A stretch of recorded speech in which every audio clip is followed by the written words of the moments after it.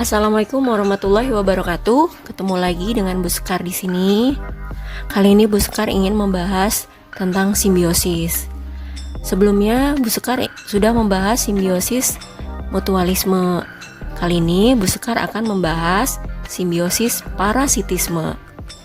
Seperti yang kalian ketahui, arti dari simbiosis adalah hubungan dua makhluk hidup yang saling berdampingan. Seperti apa sih simbiosis parasitisme?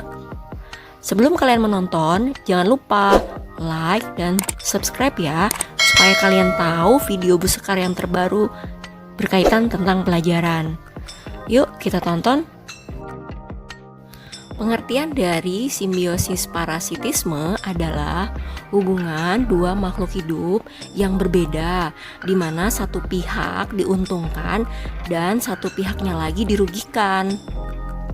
Kalau kalian penasaran, ini ada beberapa contoh simbiosis parasitisme yang terjadi di lingkungan sekitar kita.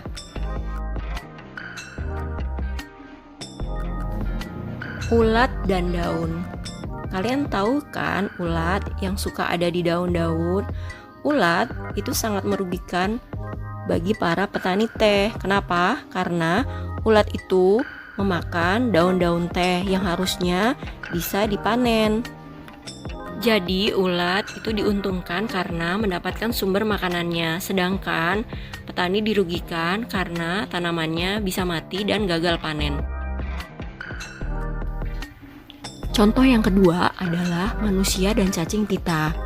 Cacing pita hidupnya di sistem pencernaan manusia, dan dia merugikan manusia karena dia mengambil sari makanan yang penting bagi manusia. Keuntungan dari cacing pita, dia bisa mengambil makanan dari sari makanan manusia, sedangkan manusia dirugikan. Kenapa manusia dirugikan? Karena manusia kehilangan sari makanannya untuk metabolisme karbohidrat. Contoh yang ketiga adalah Rafflesia dan pohon inangnya. Pohon inangnya itu apa sih? Pohon inangnya itu artinya pohon tempat Rafflesia itu menumpang. Jadi Rafflesia itu tidak bisa hidup berdiri sendiri. Dia bisa hidup apabila dia menempel di tanaman lain.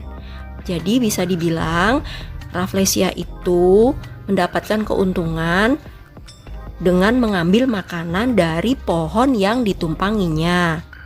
Sedangkan tanaman yang ditumpanginya atau inangnya tadi merasa rugi. Kenapa rugi? Karena makanannya yang sudah dimasak diambil oleh Rafflesia. Coba kalian bayangkan, tanaman inangnya tadi udah capek-capek memasak makanannya, terus tiba-tiba diambil sama Rafflesia. Contoh yang keempat adalah kutu dengan manusia atau kutu dengan hewan. Ayo, siapa yang pernah di rambutnya ada kutu? Gimana rasanya? Gak enak kan? Jadi, kutu itu merugikan manusia dan hewan. Kenapa? Karena kutu itu mendapatkan makanan dari darah yang dihisap pada manusia dan hewan.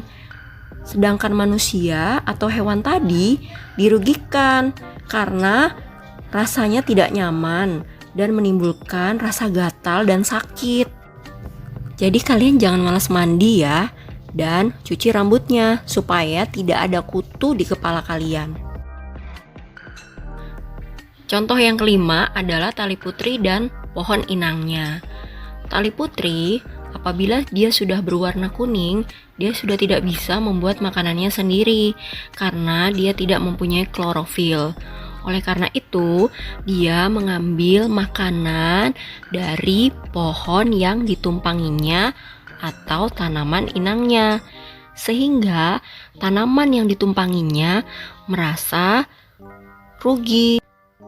Sehingga tumbuhan inangnya menjadi layu, kering, dan lama-lama akan mati. Contoh yang keenam adalah nyamuk dengan manusia. Seperti yang kalian ketahui, kita sering diganggu oleh keberadaan nyamuk di sekitar kita, karena nyamuk itu menggigit dan menghisap darah kita.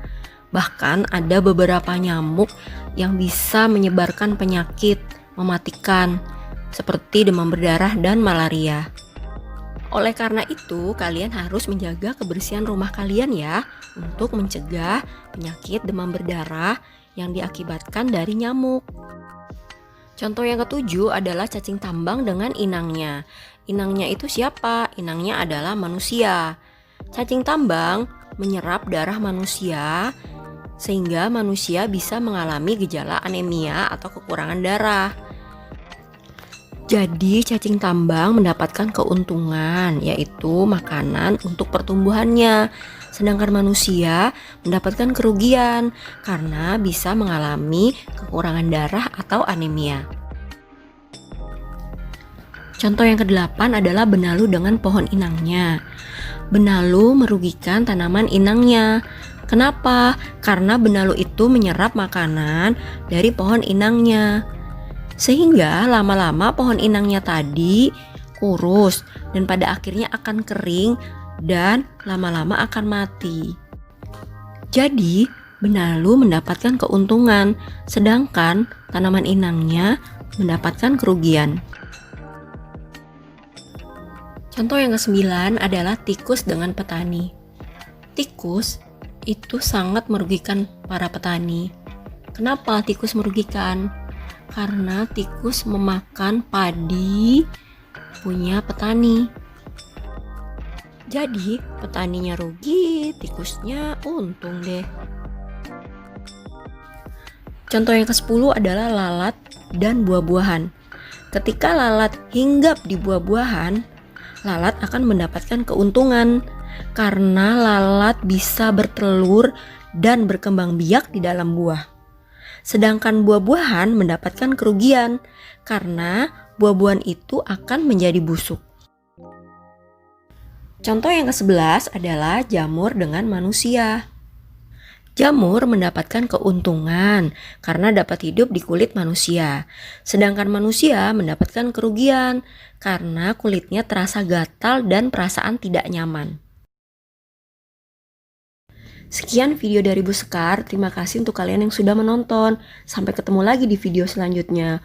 Wassalamualaikum warahmatullahi wabarakatuh.